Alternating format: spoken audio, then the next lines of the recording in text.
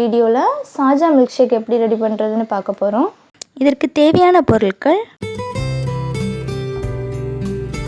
First நம்ம இது பண்ணுறதுக்கு தேவையானது என்னென்னா பால். இதை வந்து நான் ஒரு 1/2 லிட்டர் பால் எடுத்து ஃப்ரீசரில் போட்டு ஃப்ரீஸ் பண்ணி அதை எடுத்து வச்சுருக்கிறேன். அதை எடுத்து ஒரு 2 நிமிஷம் நீங்கள் அப்படியே வச்சுருங்க, ஒரு பிளேட்டில் வச்சு ஓப்பன் பண்ணி. அதுக்கப்புறம் நீங்கள் ஒரு நைஃப் எடுத்து நல்லா சின்ன சின்ன பீசஸாக கட் பண்ணிக்கோங்க. அது ரொம்ப சாஃப்டாக தான் இருக்கும் கட் பண்ணுறதுக்கு, ரொம்ப ஒன்றும் ஹார்டாக இருக்காது. எடுத்து வச்சதுமே ஒரு 2 நிமிஷம் நீங்கள் அப்படியே வச்சிட்டிங்கன்னா அதோட சாஃப்ட் வந்துடும். அப்புறம் நம்ம இது ரெடி பண்ண போகலாம். ஃபஸ்ட் ஒரு மிக்ஸி ஜாரில் கொஞ்சமாக வேர்க்கடலை போட்டுக்கோங்க. இந்த வேர்க்கடலை தான் இதுக்கு ரொம்பவே முக்கியம். கொஞ்சமாக வேர்க்கடலையை போட்டு மிக்சியில் அடிச்சுக்கோங்க. இப்போ இது ஓரளவு பவுடர் ஆகிடுச்சுது. இது பவுடர் ஆனதுக்கப்புறவு இதில் ஒரு 2 குட்டி வாழைப்பழம் கட் பண்ணி வச்சுருக்கிறேன். எந்த பழமாக இருந்தாலும் போடலாம்.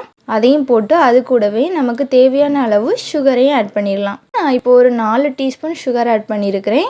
ஆட் பண்ணி இதையும் நீங்கள் மிக்சியில் நல்லா அடிச்சுக்கலாம். இது ஓரளவு நல்லா அரைச்சிக்கோங்க. அப்புறம் நம்ம இதில் ஃப்ரீஸ் பண்ணி குட்டி குட்டியாக கட் பண்ணி வச்சுருக்கிற மில்க் பீசஸையும் இதில் ஆட் பண்ணிடலாம்.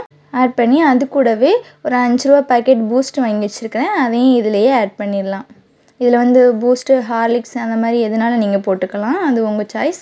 அது கூடவே ஒரு 1/2 teaspoon instant coffee powder use பண்ணியிருக்கிறேன். நான் இது ப்ரூ யூஸ் பண்ணியிருக்கிறேன், நீங்கள் எந்த பிராண்ட்னாலும் யூஸ் பண்ணிக்கலாம்.